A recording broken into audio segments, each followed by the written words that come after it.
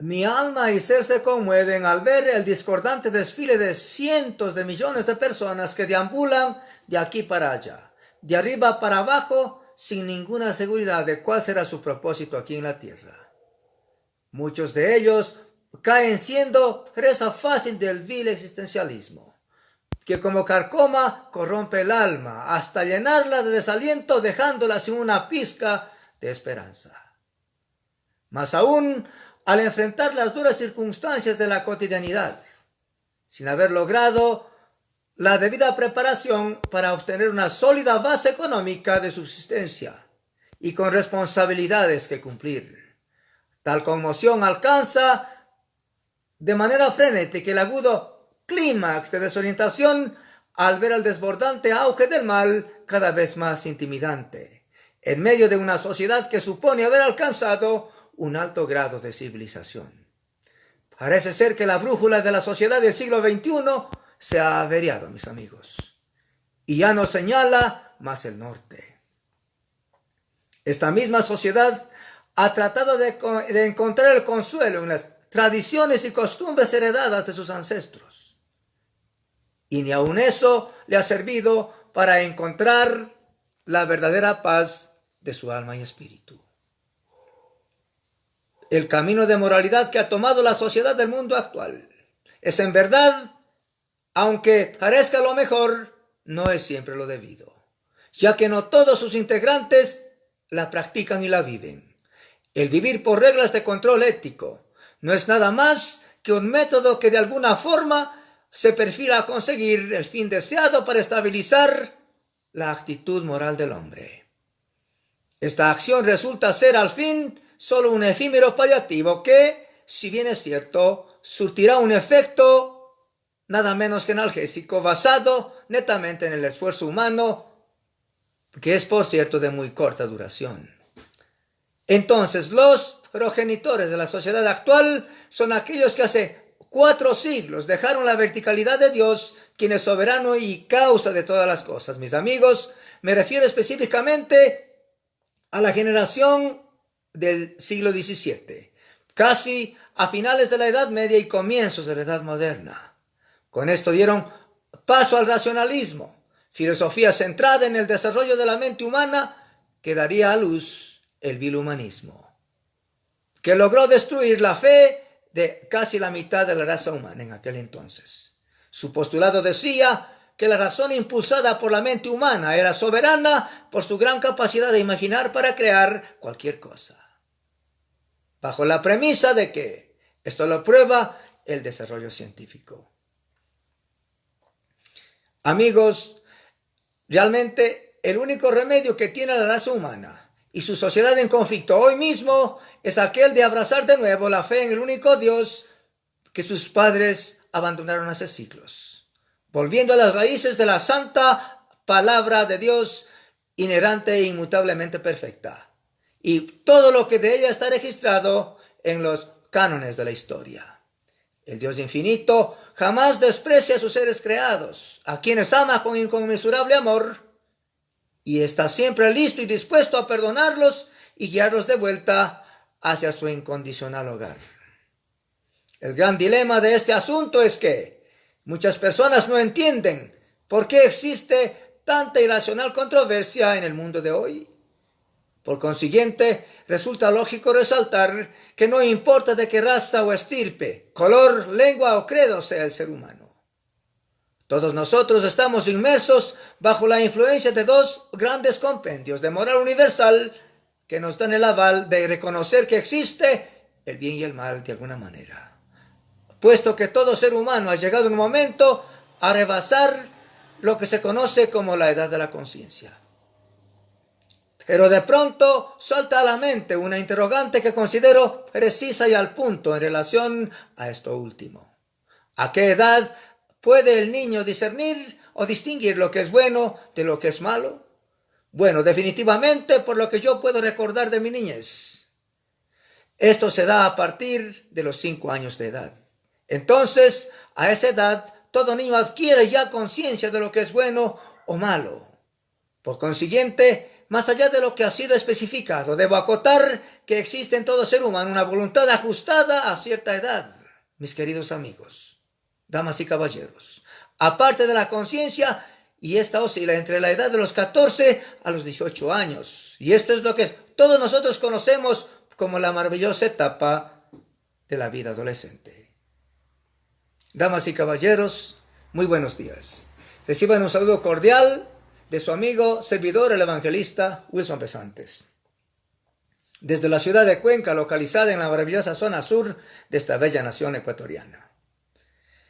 Me dirijo de manera culta y educada a todos aquellos que habitan en la ciudad de Cuenca, Latinoamérica y el resto del mundo respectivamente. El día de hoy me gustaría compartir con ustedes un maravilloso tema que lleva por título ¿De dónde viene el mal?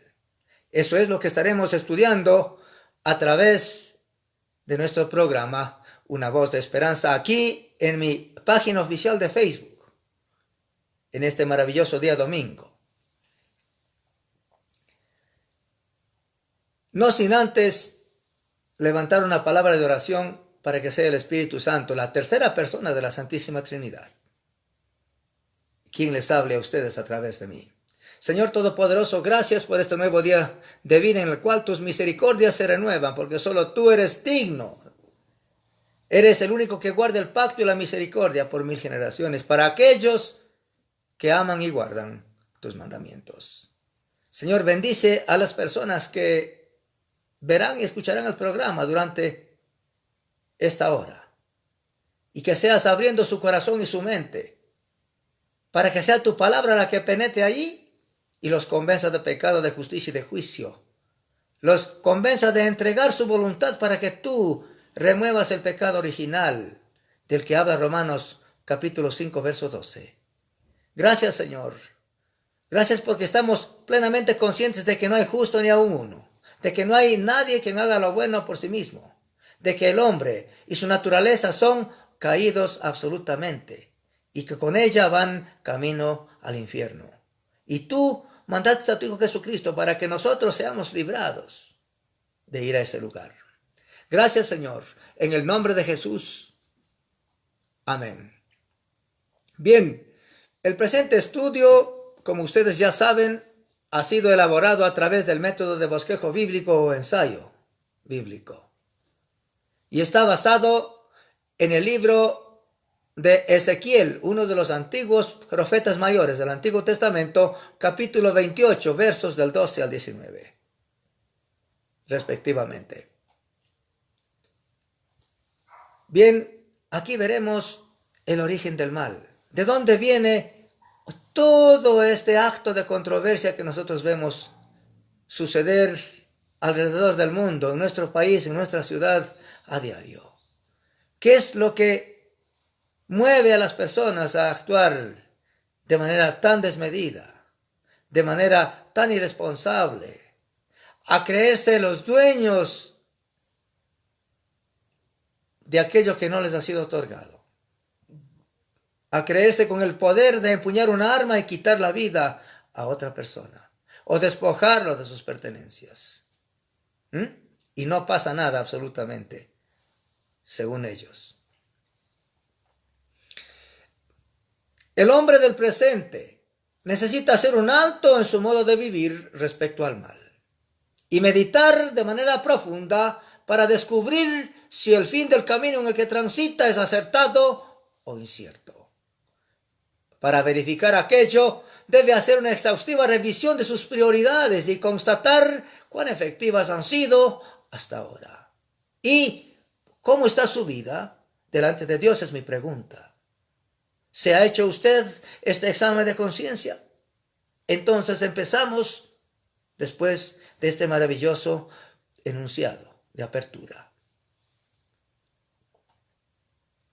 Bien, antes de empezar nuestro estudio, quisiera compartir con ustedes el punto de vista de un valioso autor cristiano relacionado con la temática de esta semana, ¿de dónde viene el mal?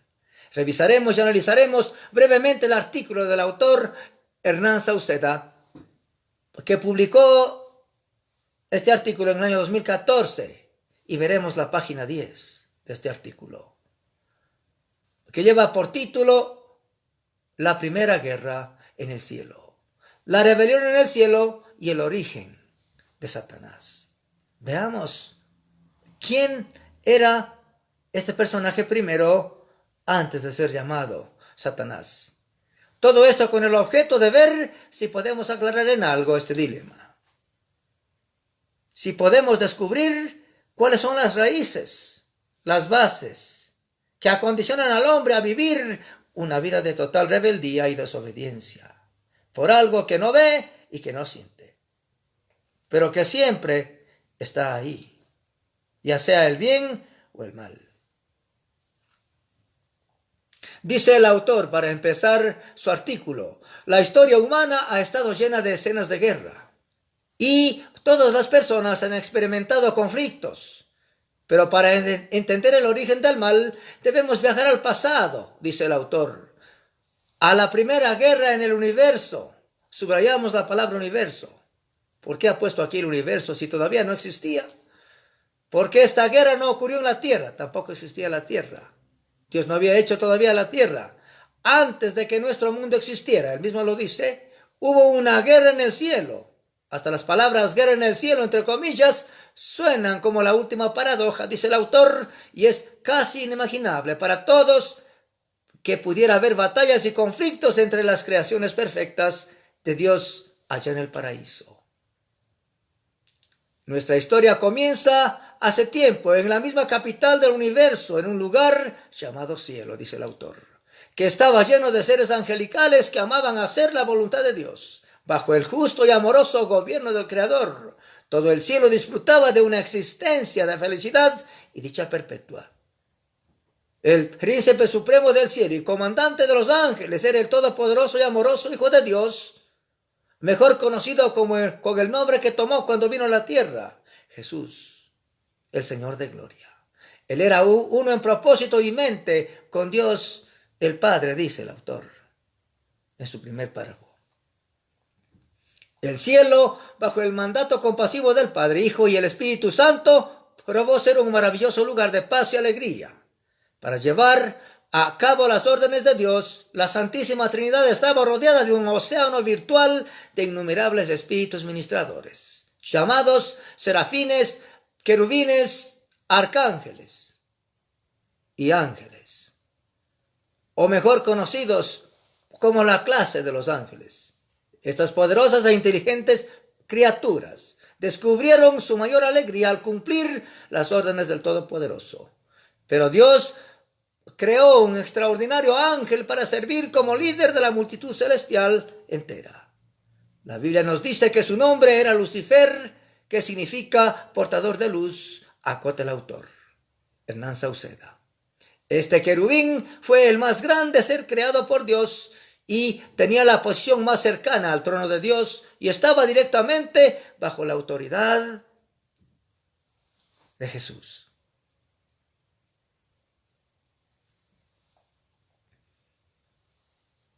El trabajo de Lucifer era comunicar la luz y el conocimiento de la voluntad de Dios a todos los demás ángeles. Lucifer fue el ser más espléndido creado por Dios, era cautivamente hermoso y dotado con poderes asombrosos de liderazgo y organización entre los ángeles. Él fue muy admirado, respetado y amado como amigo, aunque Dios previó ya la miseria que estaba a punto de ser introducida por Lucifer al reino de la luz.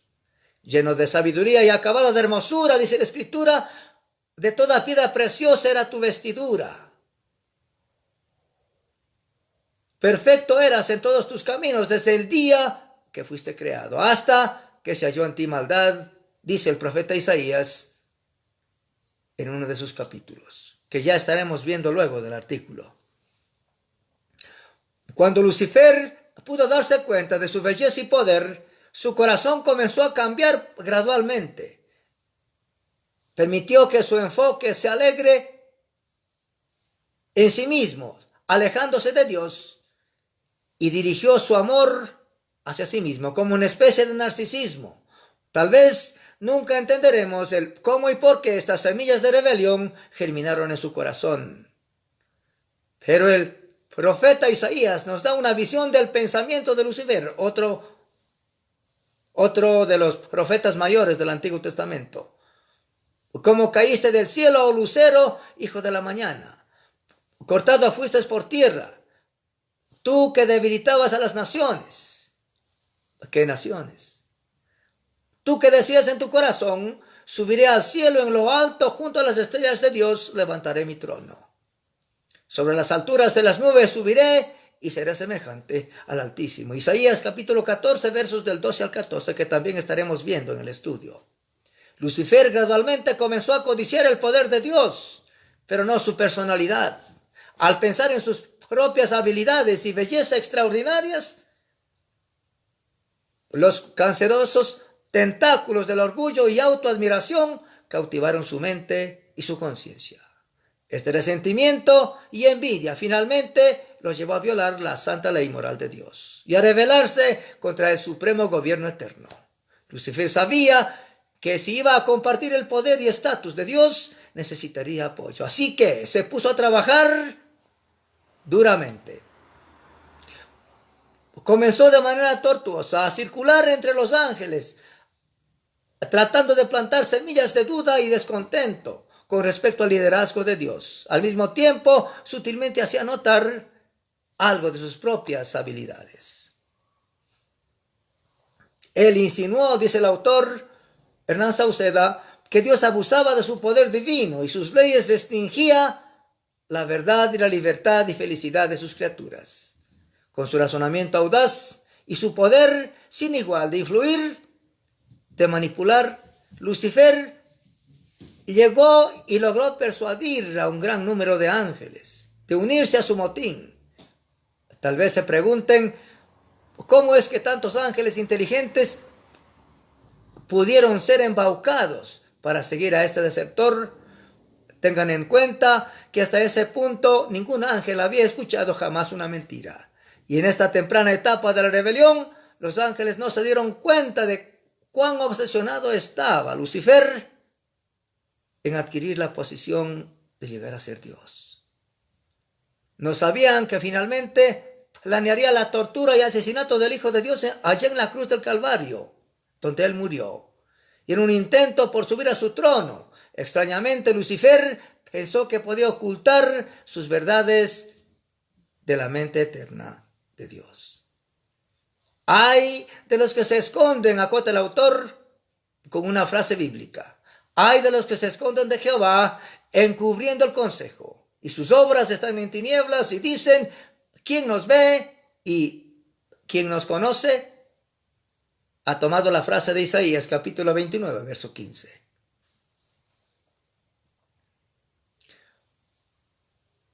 No crean, finaliza el autor su artículo en esta página número 10. No crean por un momento que la rebelión de Lucifer tomó a Dios por sorpresa o desprevenido. El Dios único de la historia no tiene nada que aprender porque todo lo sabe, es omnisciente. El Señor sabe todas las cosas, incluyendo los pensamientos de sus criaturas.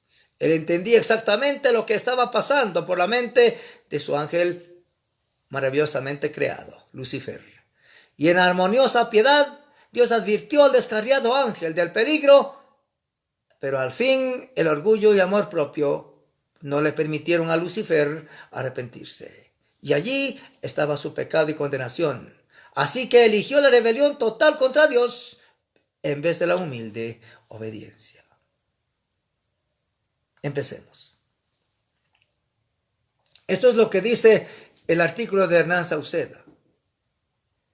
Estaremos dando respuesta al análisis de este artículo de manera muy responsable, con el estudio que vamos a realizar en el libro de Ezequiel, capítulo 28, versos del 2 al 19, y también estaremos revisando el libro del profeta Isaías, otro profeta mayor, en el capítulo 14 de ese libro, versos del 12 al 15. Revisando el verso 12, Primeramente el enunciado, veremos los versos del 12 al 14. Dios se dirige al rey de Tiro, atribuyéndole celestiales características. La pregunta es, ¿por qué o cuál es la razón para esto? El verso 12. Dios manifiesta su aflicción y dolor por el rey de Tiro al recordar su hermosura y sabiduría. Aquí estamos hablando de un rey terreno. Pero veamos cuáles son las características de este rey. Dice el verso 12. Hijo de hombre, el verso 12 del capítulo 28 del libro de Ezequiel, el profeta mayor. Hijo de hombre, levanta endecha sobre el rey de Tiro y dile, así ha dicho Jehová el Señor. Tú eras el sello de la perfección, lleno de sabiduría y acabado de hermosura. La pregunta es, ¿por qué se dirige Dios en estas palabras al rey de Tiro? Examinemos quién era el rey de Tiro. Era un personaje humano, un gobernante humano. Levanta endecha sobre el rey de Tiro. Ezequiel 28 del 1 al 10. Le habló al príncipe de Tiro. Y aquí Ezequiel habla al rey de Tiro. Su descripción clara y un tanto curiosa del rey de Tiro muestra que este era en verdad un soberano sobre el príncipe de Tiro, gobernando sobre él en un sentido espiritual. En el contexto de una endecha por un rey humano arrogante, Dios habló del pecado y la caída del poder espiritual detrás de ese rey. El rey de Tiro. La idea de un profeta hablando al gobernante espiritual o autoridad detrás de un gobernante terrenal también está presente en Isaías capítulo 14, que ya estaremos revisando despuesito, donde la descripción del rey de Babilonia parece ir mucho más allá de cualquier rey terrenal y describe al mismo Satanás, Isaías 14, 12 al 14. También vemos esta idea en Daniel capítulo 10, versos del 10 al 20. Donde el ángel Miguel describió su batalla con un oponente espiritual al que llamó príncipe de Persia.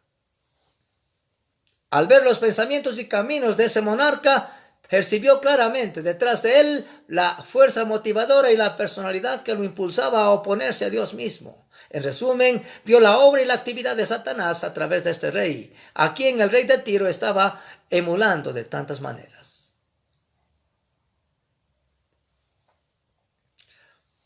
Tú eras el sello de la perfección, y analizando el verso, lleno de sabiduría y acabado de hermosura. Inmediatamente reconocemos que este describe a un ser superior o a cualquier rey humano en el aspecto terrenal. Dios no describió la forma orgullosa en aquel rey de Tiro, sino realmente estaba viendo algo mucho peor. Este se consideraba a sí mismo como un Dios. Dios lo estaba viendo realmente como era, un ser de gran perfección y sabiduría y hermosura. Si bien es cierto, Dios ha hecho a todas las criaturas hermosas, por dentro y por fuera, porque son su creación única, pero los ha hecho y les ha dado su espíritu para que éstos reflejaran el vivo carácter de Dios, y no lo contrario. Aquí tenemos el retrato más gráfico e iluminado de Satanás que se encuentra en toda la Biblia, y su poder y grandeza originales, sabiduría y belleza, como las que tenía Lucifer, además de la posición exaltada sobre todos los demás ángeles, como la posición que tenía Lucifer. Aquí los encontramos todos expuestos. Veamos el verso 13 y 14. ¿Qué relación tiene el rey de Tiro con el Edén? Y al compararlo Dios con las piedras preciosas, ¿por qué lo llama querubín siendo un simple hombre? Aquí tendríamos que utilizar una herramienta maravillosa que se aprende en los institutos bíblicos, que se llama la hermenéutica. Y de allí estaremos tomando la ley hermenéutica de la doble referencia, para ver la correcta iluminación de este pasaje bíblico. Dice el verso 13, en Edén, en el huerto de Dios estuviste, De toda piedra preciosa era tu vestidura, de cornerina, topacio, jaspe, crisólito, berilo y ónice, de zafiro, carbunclo, esmeralda y oro. Los primores de tus tamboriles y las flautas estuvieron preparadas para ti en el día de tu creación. Dice el verso 14, tú querubín grande, protector, yo te puse en el santo monte de Dios, allí estuviste en medio de las piedras de fuego, te paseabas. Aquí habla del Edén. La pregunta es: ¿de qué Edén habla? Si todavía no había creado el Edén. ¿Está hablando de un Edén del futuro? ¿O está hablando de un Edén al cual Dios llama el santo monte de Dios? De un Edén existente. Sí, efectivamente yo creo que sí. En Edén, en el huerto de Dios estuviste. Estas palabras al rey de Tiro muestran que este no era un rey humano. La referencia al Edén nos remite a la obra de Satanás en forma de serpiente descrita en el libro de Génesis capítulo 3, cuando éste tentó a Eva y los hizo caer. El poder detrás del príncipe de Tiro, el verdadero rey de Tiro, era el mismo Satanás. Aquí estamos aplicando la ley hermenéutica de la doble referencia. El gran adversario de Dios y de toda la humanidad. Esta clara identificación nos hace comprender algo acerca de Satanás. De Ezequiel capítulo 28 aprendemos de su alto estatus antes de su caída. Satanás mismo era este ser de gran perfección, sabiduría y hermosura, que estaba empujando al rey de Tiro a hacer cosas completamente contrarias a las que Dios quería de un gobernante. De toda piedra preciosa era tu vestidura, dice el verso. Antes de su caída, Satanás estaba ataviado con gran gloria y esplendor. Las piedras preciosas representan la gloria y esplendor del lugar donde él estaba gobernando, como gobernante del universo, como gobernante de todo el sitio que Dios le había puesto a cargo. Dios mismo le dio tal vestidura, honrando grandemente a Satanás antes de su vil caída. La colección de piedras preciosas no solo habla de un alto prestigio y honor, sino que también sugiere sacerdocio, autoridad y guianza.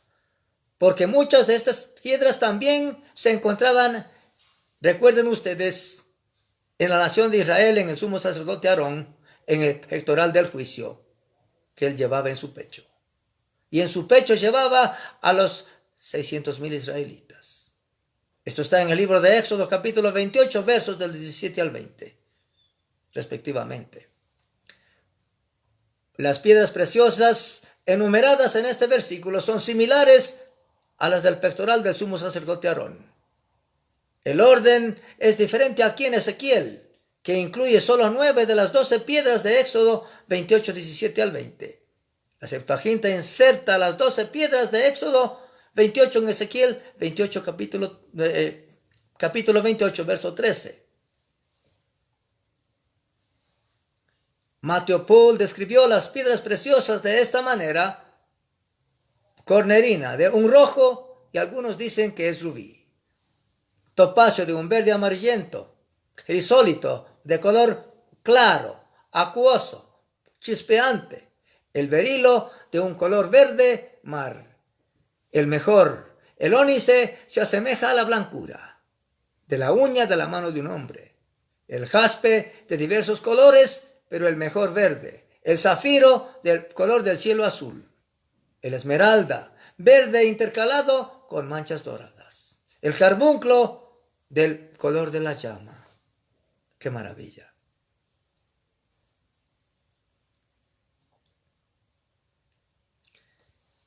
Habla también de los primores de tus tamboriles y flautas estuvieron preparadas para ti el día que fuiste creado. Antes de su caída, Satanás tuvo un papel muy importante en la música del cielo, que rodeaba el maravilloso trono de Dios.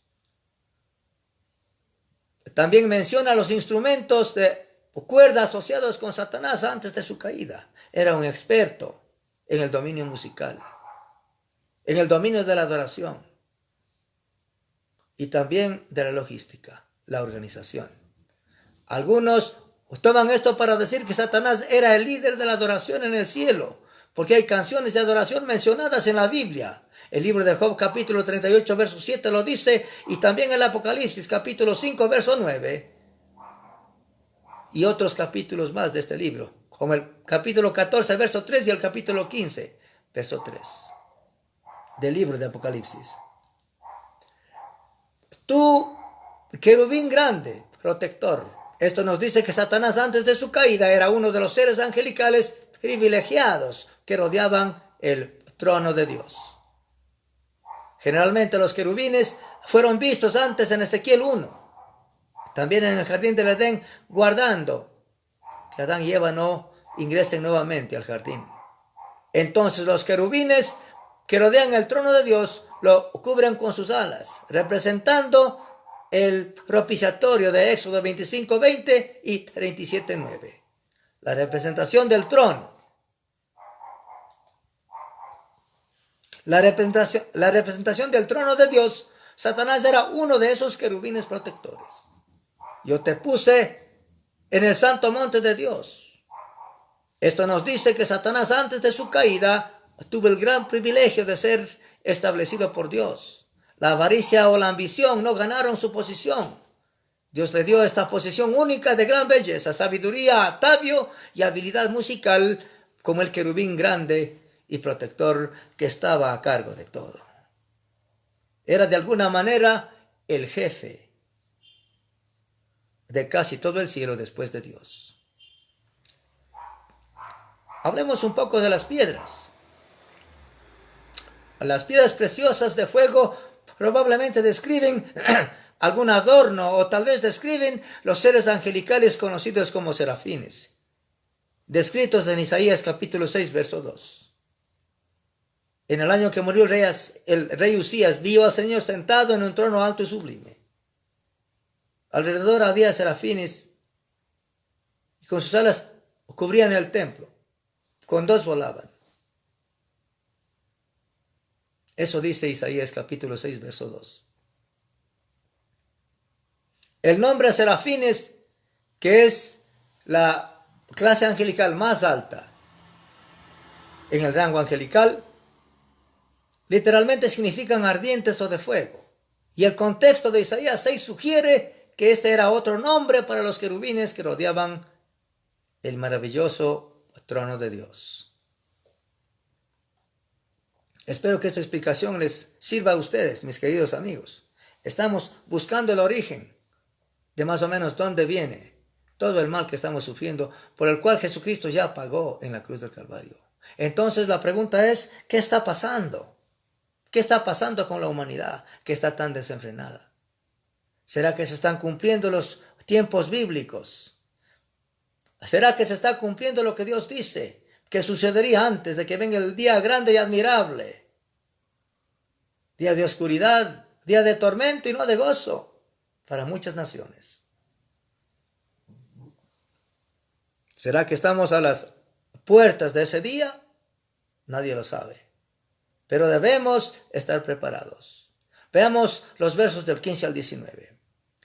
El enunciado dice: la maldad del rey de Tiro estaba en el desmedido afán de ser exaltado sobre los demás y las demás naciones. Veamos los versos del 15 al 17. El monte de Dios era el santuario que Dios le había dado a Lucifer, esto es, poder, honra y autoridad sobre todos excepto Dios. Al fin, Dios lo arrojará por tierra. Esto habla del futuro, ¿ya? Veamos el verso 15. Perfecto eras en todos tus caminos desde el día que fuiste creado, hasta que se halló en ti maldad. A causa de la multitud de tus contrataciones, fuiste lleno de iniquidad y pecaste. Por lo que yo te eché del monte de Dios y te arrojé de entre las piedras de fuego, oh querubín protector. El verso 17. Se enalteció tu corazón a causa de tu hermosura, corrompiste tu sabiduría a causa de tu esplendor. Yo te arrojaré por tierra, futuro. Delante de los reyes te pondré para que miren en ti.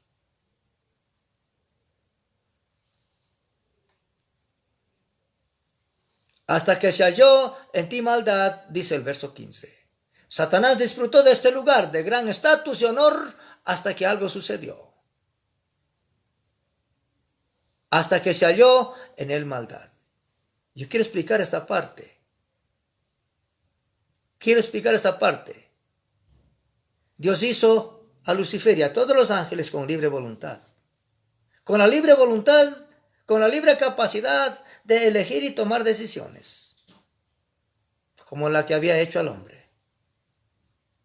Y la capacidad de pecar estaba en hacer lo contrario, en desviar la mente a pensar en la manera opuesta que Dios les había dado a los ángeles, como lo que sucedió con Lucifer. Y empezó a abrazar sus propias emociones y su propia hermosura, y no la hermosura de la personalidad de aquel que lo había creado. Ahí está el origen del mal. En Lucifer, el diablo, el adversario, Satanás, y su propia autocontemplación, que ha dañado a toda la raza humana. Es el resultado de todo lo que vemos hoy, de un mundo sin Dios, de un mundo camino al infierno. Es mi responsabilidad decirle a ese mundo camino al infierno que hay esperanza mientras hay vida.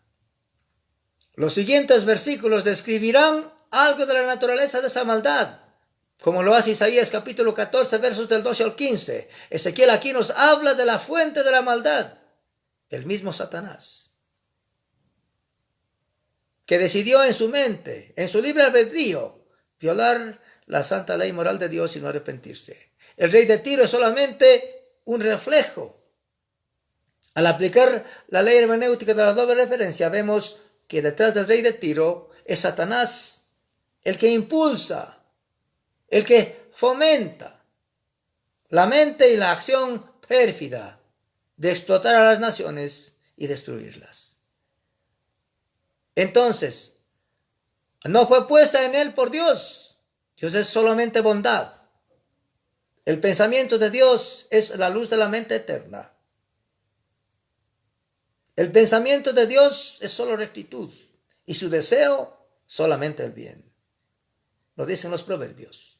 No fue puesta entonces en él por Dios esta situación de maldad, sino que se halla en él como una corrupción del bien por su mal pensar, que Dios puso en él aquel grande querubín para que lo ame y lo adore y no se desvíe. Pero sin embargo, con inmarcesible amor le llamó más de 2 veces la atención, pero no se arrepintió. Y de ahí viene la maldad. El orgullo y la iniquidad del rey de Tiro representan el orgullo y la iniquidad de aquel ser original que se convirtió en enemigo de Dios y que tenía todo el poder para odiar a la raza humana. Ya les estaremos manifestando por qué el diablo odia a la raza humana. A causa de la multitud de tus contrataciones, fuiste lleno de iniquidad y pecaste. Por lo que yo te eché del monte de Dios y te arrojé de entre las piedras de fuego. Oh querubín protector.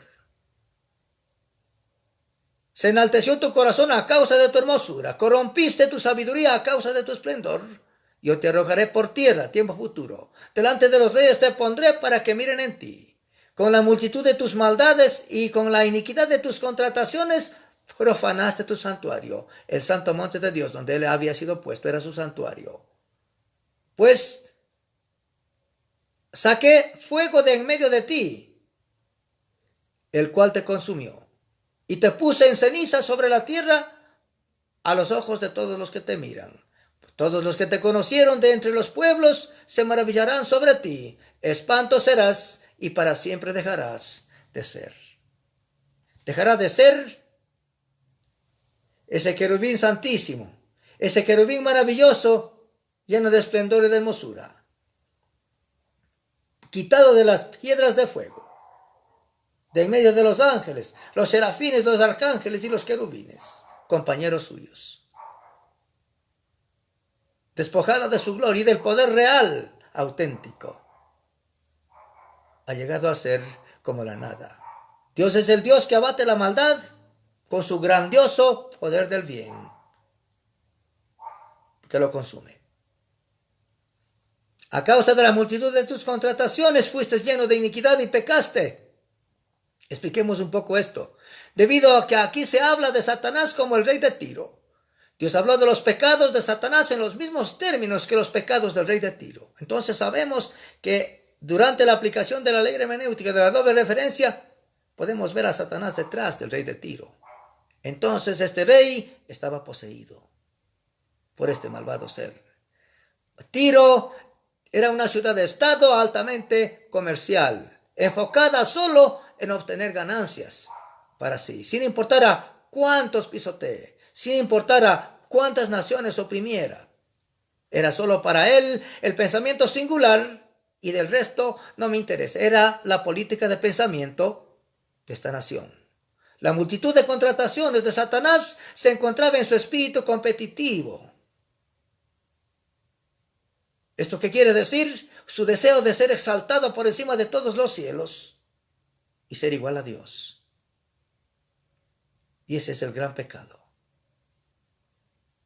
El orgullo que tienen muchos seres humanos es el resultado del pecado de Adán. El resultado de que todavía estamos en Adán.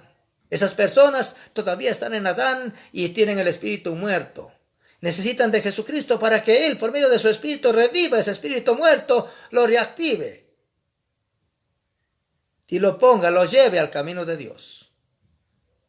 Pero eso depende de cada persona.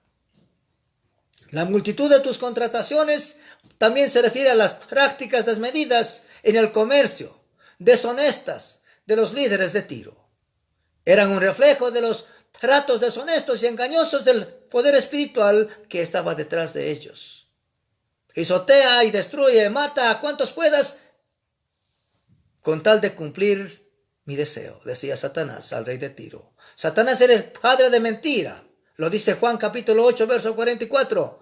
Y viene solo para matar, robar y destruir. Juan 10:10 en el Nuevo Testamento. La referencia al comercio en el verso 16 muestra que hay una mezcla del rey de Tiro y su amo, Satanás. El rey negociaba por su propio poder. Satanás vendió su gloria por una rebelión violenta y fue arrojado del monte de Sión, del cielo, del monte de Dios. Esta conexión entre Tiro y Satanás muestra que el diablo puede estar en los negocios tanto como en los ejércitos y la guerra. Lo que hoy mismo está pasando entre Ucrania y Rusia. La conflagración de una posible guerra global, mayormente conocida como la Tercera Guerra Mundial, podría estar cerca. La fuerza y la influencia de Tiro eran más comerciales que los militares. Y es interesante y sugestivo que en este sentido encontraremos la descripción más gráfica e iluminadora de Satanás que se encuentra en toda la Biblia. Este es el pensamiento también que dice Morgan en uno de sus artículos. Fuiste lleno de iniquidad, el deseo de Satanás de exaltarse a sí mismo por encima de sus asociados. Como dice Isaías capítulo 14, versos del 13 al 14, llevó a algún tipo de violencia. Esto tiene una primera referencia a algún tipo de batalla que ya se dio en el cielo. No quizás al interior del cielo, porque ésta fue repelida con todo el poder por medio del arcángel Miguel, como en Apocalipsis 12:7, que será la batalla final, que todavía no ha sucedido, la segunda rebelión de Satanás. Pero también la violencia contra la humanidad hecha a imagen de Dios tiene mucho sentido en este pasaje. Esta iniquidad contra la humanidad tal vez se explica por la idea de que Satanás rechazó el plan de Dios de crear un orden de seres hechos a su imagen. Esta es la razón principal por la cual Satanás odia a la raza humana. Porque sabe que en el futuro ellos juzgarán a los ángeles. Aquellos verdaderos convertidos juzgarán a los ángeles y estarán en una posición mayor que los ángeles. pues estarían por debajo de los ángeles, en dignidad primeramente, como dice Hebreos capítulo 2, versos del 6 al 7. Segunda de Pedro capítulo 2, verso 11. Sin embargo, que serían servidos por ángeles en el presente y que algún día serían elevados en honor y estatus por encima de los ángeles. Primera de Corintios capítulo 6, versos del 3 y 1 de Juan. Primera de Juan capítulo 3, verso 2. Satanás quería ser el más alto entre todas las criaturas, igual a Dios en gloria y honor, lo cual es imposible. Entonces, su plan para crear al hombre, al final pondría al hombre por encima de los ángeles. Aparentemente pudo persuadir a un tercio de los seres angelicales para que se unieran a él en su rebelión. De acuerdo a Apocalipsis capítulo 12, versos del 3 al 12. Si este es el caso, explica bien la estrategia actual de Satanás contra el hombre, que es aquella de oscurecer la imagen de Dios en el hombre, alentándolo al pecado y a la rebelión, a desobedecer una y otra vez, hacer que el hombre le sirva e impedir la glorificación final del mismo por parte de Dios. Dios dice que serán exaltados aquellos que obedezcan y que miran atentamente a la perfecta ley, la de la libertad, la Santa Biblia. Un libro maravilloso de 66 libros, en ella una biblioteca única y completa, inerrante y sin defecto.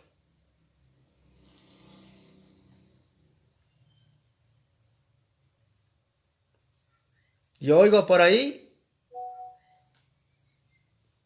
a pseudomaestros que andan diciendo que la Biblia no dice totalmente la verdad. Esos son herejes, esas son herejías peligrosas. De esto estaremos hablando ya la siguiente semana, en un estudio que haré sobre las herejías contra la Biblia, contra la persona de Jesucristo y contra Dios. Yo te eché del monte de Dios. Esto habla de la expulsión de Satanás parcialmente del cielo, porque él todavía tiene acceso. Algo que parece estar todavía en el futuro maravilloso del plan de Dios para las edades. Y esto sucederá definitivamente, como dice el libro de Apocalipsis capítulo 12, versos del 7 al 9. Satanás será definitivamente expulsado del cielo y ya no tendrá acceso jamás. Se enalteció tu corazón a causa de tu hermosura. El pecado de Satanás fue provocado por el orgullo, con un corazón henchido, ebrio de su propio sentido de la hermosura y el esplendor que este arcángel tenía, que este querubín tenía. Se hizo enemigo de Dios porque Dios resiste a los soberbios y da gracia a los humildes. Pero la gracia está con aquellos que realmente obedecen. Proverbios capítulo 3, verso 34. Santiago 4, 6 y Primera de Pedro capítulo 5, verso 5. Te arrojaré por tierra, está en el tiempo futuro. Eso no ha pasado todavía. Delante de los reyes te pondré. La caída de Satanás sería pública y dramática. Así como todo el mundo notaría la caída de Tiro. Así todo el mundo notaría la caída del rey de Tiro al mismo tiempo que de Satanás. El juicio de Dios caerá sobre Satanás a la vista pública del mundo. Versos del 18 al 19. La multitud de sus contrataciones se refiere al espíritu competitivo que codiciaba el ser igual a Dios, codiciaba el poder de Dios. Con la multitud de tus maldades y con la iniquidad de tus contrataciones, dice el verso 18, profanaste tu santuario. Yo, pues, saqué fuego de en medio de ti, el cual te consumió, y te puse en ceniza sobre la tierra, a los ojos de todos los que te miran. El verso 19. Todos los que te conocieron de entre los pueblos se maravillarán sobre ti, espanto serás y para siempre dejarás de ser. Con la multitud de tus maldades y con la iniquidad de tus contrataciones, profanaste tu santuario. El enfoque en obtener ganancias corrompió y finalmente arruinó la antigua ciudad de Tiro. El enfoque en ganar gloria y honor corrompió y arruinará también a Satanás al mismo tiempo en el futuro.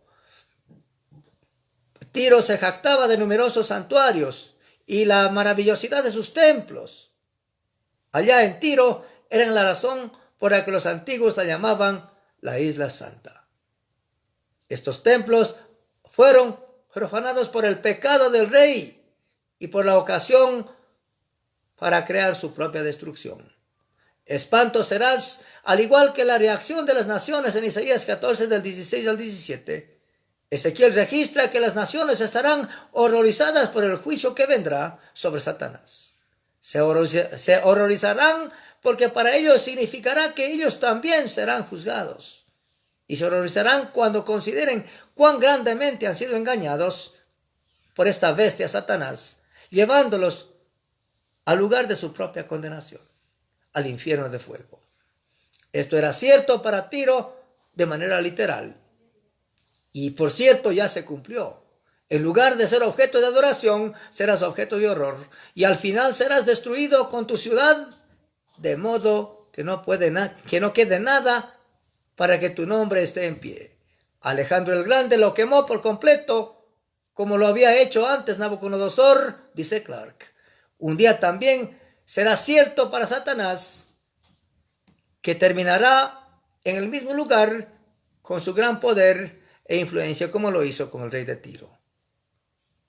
Ahora veamos uno de los profetas mayores también, llamado Isaías, el capítulo 14, versos del 12 al 15, y con esto estaremos terminando el estudio. Lucifer se rebeló contra Dios por orgullo, envidia y egoísmo.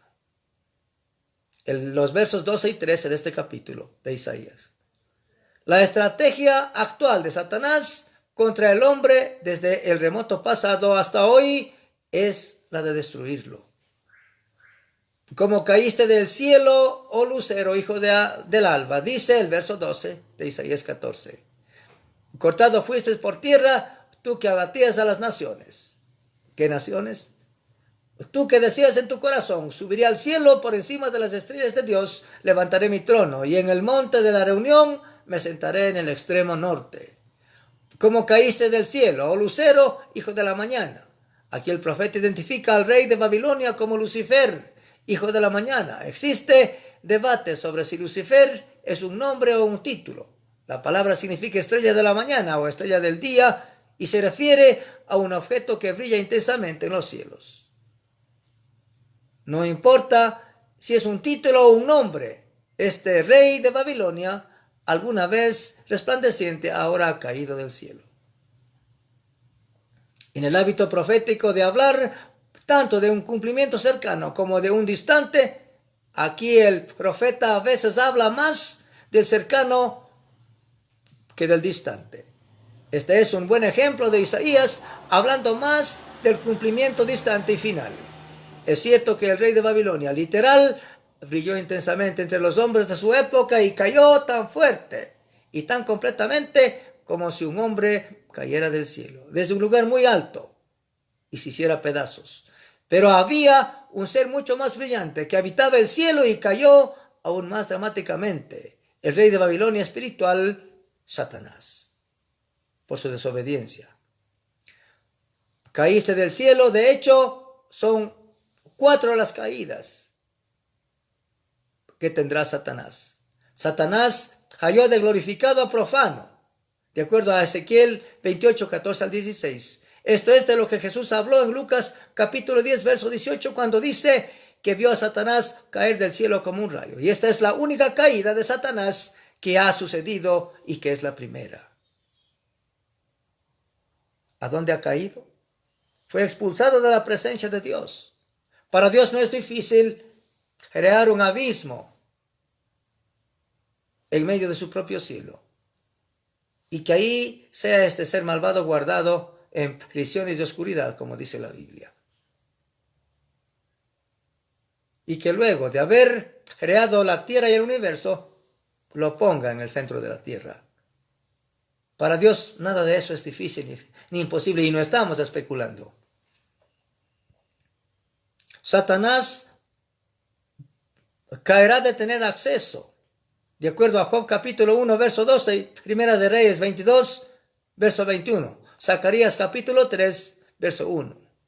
A la restricción en la tierra, Apocalipsis 12, verso 9. Satanás caerá de su lugar en la tierra para ser esclavo en el abismo durante 1000 años, de acuerdo a Apocalipsis 20, del 1 al 3. Y finalmente, como se menciona aquí en Isaías 14, 12, Satanás caerá del abismo al lago de fuego que comúnmente conocemos como infierno, de acuerdo a Apocalipsis 20, verso 10. Hijo de la mañana, este es un título de gloria, belleza y honor que le queda bien a Lucifer antes de su caída. La mañana es gloriosa y, en el pensamiento hebreo, el hijo de X es caracterizado por X. Así que antes de su caída, Lucifer era caracterizado por la gloria de la mañana. Jesús mismo es llamado estrella resplandeciente de la mañana en Apocalipsis 22, 16. Satanás, a pesar de ser un ser creado, tenía algunas de estas gloriosas cualidades en él. No es de extrañar que Satanás se disfrace a sí mismo como ángel de luz, como dice la Escritura en 2 Corintios 11, 14, engañando a muchos con su aparente gloria, belleza y bondad.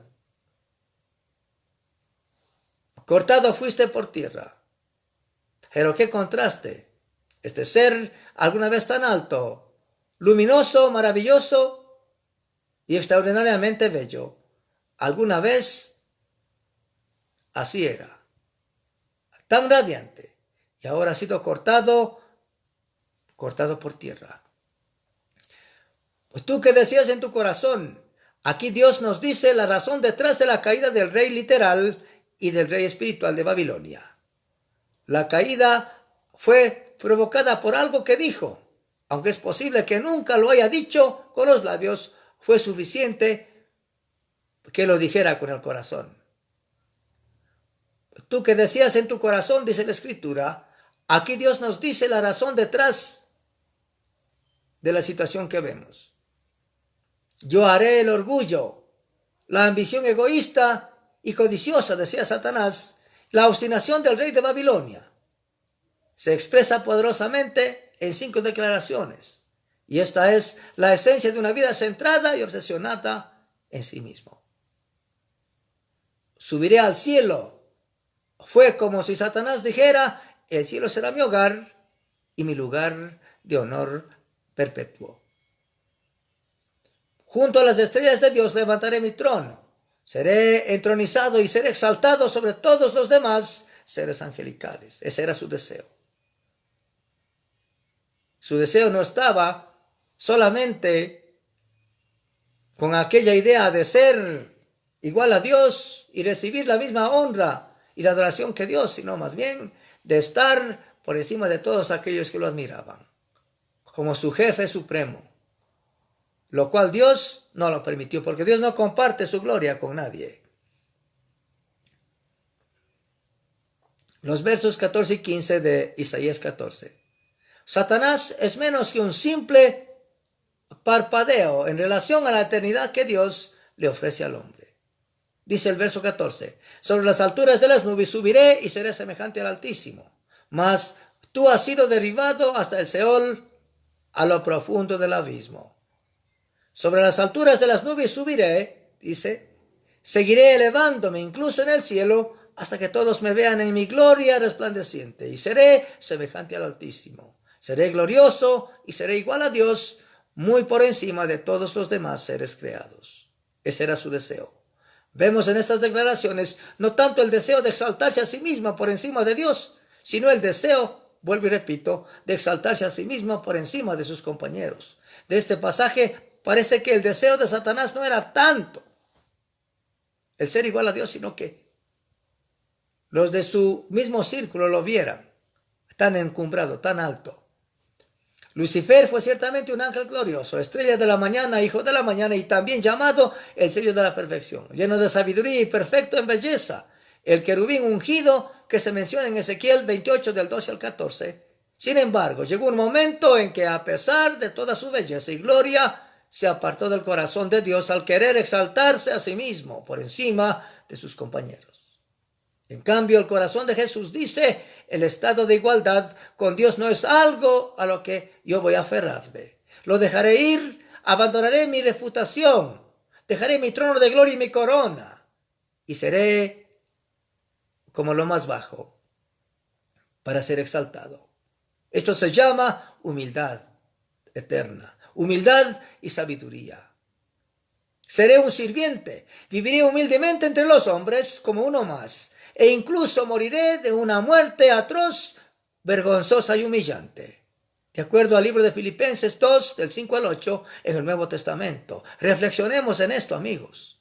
Cuando Lucifer se apartó de Dios en su corazón, cayó la gloria de él inmediatamente. Es una extraña paradoja que nada hace que un ser parezca menos a Dios que el impulso de ser igual, porque Él era Dios bajo del trono de su gloria para mostrar a los ojos asombrados de los hombres la humildad grandiosa de Dios, dice Grogan. Y seré semejante al Altísimo. ¿Qué es lo que inició el deseo de Satanás de exaltarse por encima de las demás naciones y criaturas? ¿Qué motivó las 5 declaraciones? Si este es el caso, explica entonces bien la estrategia actual de Satanás del odio voraz contra la humanidad, del odio voraz de destruir la maravillosa obra de Dios después de haber hecho el cielo y la tierra al hombre. Satanás odia con odio voraz al ser humano y quiere destruirlo por completo porque no quiere que nadie tenga el estatus de gloria y hermosura que tiene él. Ahora no la tiene, ahora es un monstruo insidioso, asustante al ojo y a la mente. Mas tú derribado eres hasta el Seol. A pesar del deseo de Satanás de exaltarse a sí mismo, no será exaltado en absoluto. Ciertamente hay un sentido en el que se es exaltado en ese momento, pero esto no es más que un parpadeo en el alcance de la eternidad, que Dios gobierna. Satanás, como todos los que desean exaltarse a sí mismos, serán destruidos junto con él. Primera de Pedro, capítulo 5, verso 6, expresa el verdadero camino hacia la excelencia y la exaltación. Humillaos pues bajo la poderosa mano de Dios, para que Él os exalte cuando fuere tiempo. En Marcos 9:35 Jesús dice que si alguien desea ser el primero, debe ser el postrero, debe ser servidor de todos. Cuán maravilloso afán, cuán maravillosa gloria, gracia y gratitud hay en el servicio. Cuando usted muestra a su cliente, a su hermano, a su vecino una sonrisa cálida, a manera de abrazo. Hola, ¿qué tal? Buenos días, Dios le bendiga. Que tenga un buen día. Que la gloria de Dios esté sobre usted. Y así en su trabajo. Hacer con sabiduría parte de la solución y no del problema, no de la queja y de la vanagloria. Miren cómo soy, miren cuántos idiomas hablo, miren lo que hago yo. Los líderes están siempre escondidos, no se muestran. Los líderes hacen, y además de hacer en servicio lo que hacen, posibilitan el movimiento de las demás personas. Son tan flexibles y armoniosos como la coyuntura de los brazos, de las muñecas de las manos, de los dedos. Los líderes están cubiertos por la gloria de aquel que vino a servir y ungidos por la gracia del amor que nace de Dios, incansable, inagotable, para seguir adelante como las alas de las águilas. Conclusión. ¿Por qué se rebeló Lucifer? Quizás porque rechazó el plan de Dios de crear un orden de seres hechos a su imagen. Y esto está en Génesis 1, verso 26, cuando Dios dice, hagamos al hombre a nuestra imagen y conforme a nuestra semejanza. ¿Qué quería decir esto? Inteligente, con la autoridad y poder para elegir y tomar decisiones. Y más que todo, recibir el Espíritu de Dios para con él poder tener comunión con Dios y reflejar el carácter de Dios en la tierra de los vivientes. Y vivir bajo el poder de su norma y su mandato, guiados por su Espíritu, una vida en el Espíritu y no en la carne. Esto es lo que enojó mucho a Satanás. Quienes estarían por debajo de los ángeles en dignidad, pero serían servidos por ángeles en el presente estado. Y algún día serían elevados en honor y estatus por encima de los ángeles. Satanás quería ser el más alto de entre todas las criaturas de la creación, igual a Dios en gloria y honor, y el plan para crear al hombre eventualmente podría ver a los hombres por encima de los ángeles. Esto lo enojaba demasiado. Aparentemente pudo persuadir a 1/3 de los ángeles para que lo apoyaran en su rebelión caída. Si este es el caso, explica entonces bien la estrategia que él ha armado para odiar al hombre y destruirlo.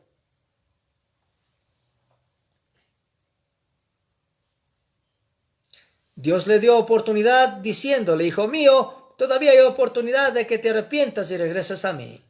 Y no se arrepintió. Mas tú derribado eres hasta el Seol. Esto es infierno.